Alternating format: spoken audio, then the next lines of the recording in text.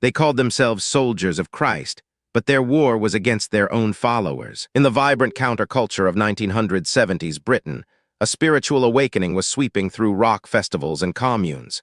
Young people, disillusioned with mainstream society, sought meaning, community, and a purpose beyond the ordinary.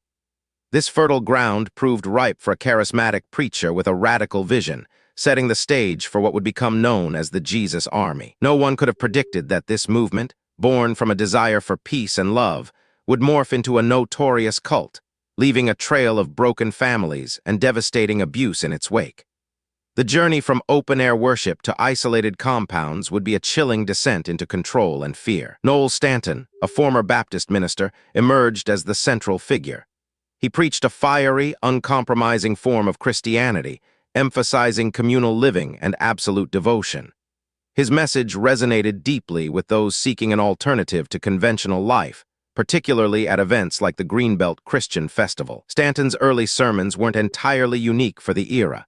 Many evangelists spoke of radical faith, but his magnetism, coupled with a promise of true belonging, began to draw a dedicated following. These were the first seeds of what would grow into the Jesus Fellowship Church, later informally known as the Jesus Army. The early years were marked by genuine enthusiasm.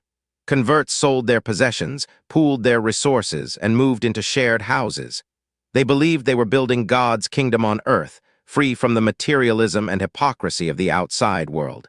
This communal spirit was a powerful draw, but beneath the veneer of shared purpose, a more sinister dynamic was taking root. Stanton, now revered as the Anointed One, began to exert increasing control over every aspect of his followers' lives. His word became law, unquestionable and absolute. Members were encouraged to cut ties with their non-member families, rebranding them as unbelievers or worldly. This isolation was a critical step in solidifying Stanton's authority, creating a dependency on the community and, by extension, on him. The physical manifestations of this control were soon apparent.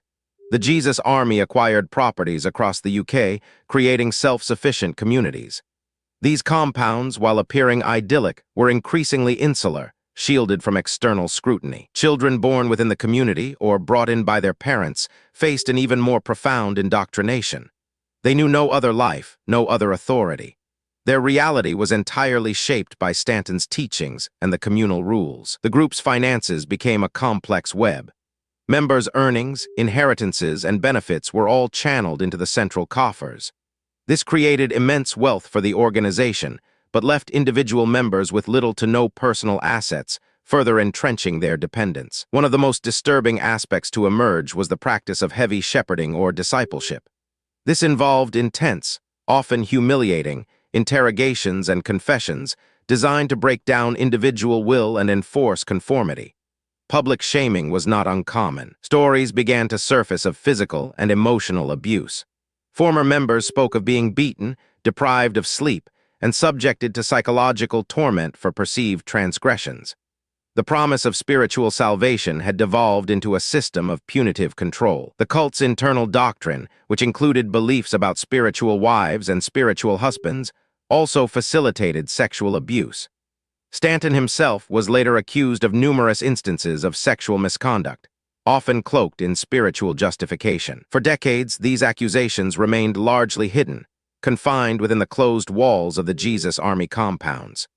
Victims feared reprisal, further isolation, or believed they were somehow at fault, conditioned by years of manipulation. But the internet changed everything. As former members slowly reconnected with the outside world and with each other, a collective voice began to form. Online forums and support groups provided a safe space for shared experiences. Noel Stanton died in 2009. His death, while significant, did not immediately dismantle the organization. The structures and beliefs he had instilled continued to hold sway for a time, even without his physical presence. However, the dam had broken. With Stanton gone, survivors felt a newfound courage to speak out. The sheer volume and consistency of the testimonies made it impossible for the wider public, or even the remaining leadership, to ignore. In 2013, the Jesus Fellowship Church publicly acknowledged the widespread abuse, specifically addressing the sexual abuse committed by Stanton and others. This was a monumental admission, a crack in the carefully constructed facade. An independent inquiry was launched, uncovering the horrific scale of the abuse. The findings detailed a systemic failure of safeguarding and accountability, revealing how many suffered in silence for decades. The truth was finally laid bare. The fallout was immense.